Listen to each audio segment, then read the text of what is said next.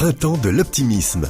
L'interview by Moustique, the Audio Agency. Bonjour, je suis Hugues Cazenave, président et fondateur de l'Institut d'études Opinionway. Bonjour Hugues Cazenave, quelle est votre définition personnelle de l'optimisme ? Alors, ma définition personnelle, c'est l'optimisme, c'est vraiment une valeur qui est fondamentale parce que c'est une valeur qui permet d'avancer, de créer, de se réaliser, de s'épanouir et surtout d'être heureux. Et donc, je miserai personnellement beaucoup sur cette valeur. Vous, qui êtes l'un des fondateurs d'Opinionway, il en a fallu de l'optimisme pour créer une telle entreprise ? Je crois qu'il faut de l'optimisme pour tous les entrepreneurs parce que c'est vrai que se lancer dans cette aventure, il faut y croire, il faut considérer que les conditions sont réunies, qu'on a les qualités nécessaires, et donc je crois que tout entrepreneur ne peut qu'être optimiste. S'il est pessimiste, il n'est pas entrepreneur. Hugues Cazenave, vous-même, vous êtes un optimiste de nature, de conviction ? Écoutez, c'est peut-être pas à moi de le dire, mais ceux qui m'entourent me considèrent comme tel, donc j'ai plutôt tendance à les croire.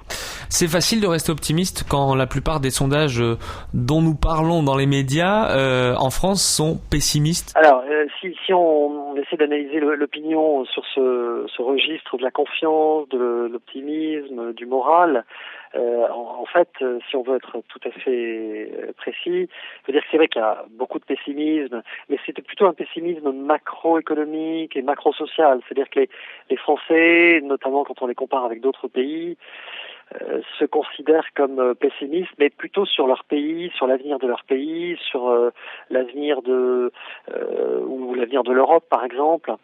Mais ils sont en réalité un peu plus optimistes, voire beaucoup plus optimistes, dès lors qu'on parle de microéconomie et de ce qui les regarde personnellement. Pourquoi soutenez-vous l'événement, le Printemps de l'optimisme ?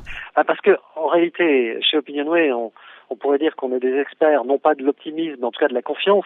C'est vrai que beaucoup d'études que nous menons portent sur la confiance d'un certain nombre de catégories, d'acteurs sociaux, politiques, économiques, que ce soit les consommateurs, que ce soit les salariés des entreprises, que ce soit les chefs d'entreprise eux-mêmes.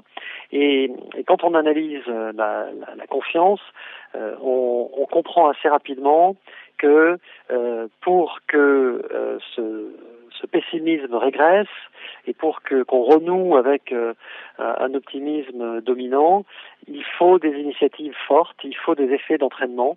Et le Printemps de l'optimisme nous semble être tout à fait le type d'initiative à soutenir parce qu'elles vont dans le bon sens pour diffuser cet esprit d'optimisme auprès de l'ensemble de la population. Un dernier mot peut-être pour les Français et notamment les plus pessimistes, pour leur donner envie de devenir optimistes ce week-end. Qu'est-ce que vous aimeriez leur dire et qui se rendent au Printemps de l'optimisme notamment ? J'ai envie de leur dire qu'ils ont des conditions de vie qui sont parmi les plus élevées du monde. Ils ont des entreprises qui figurent aussi parmi les champions du monde.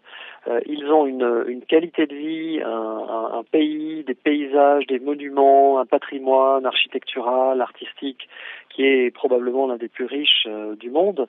Ils ont énormément de raisons sur le plan économique, sur le plan artistique, sur le plan touristique, sur le plan social également.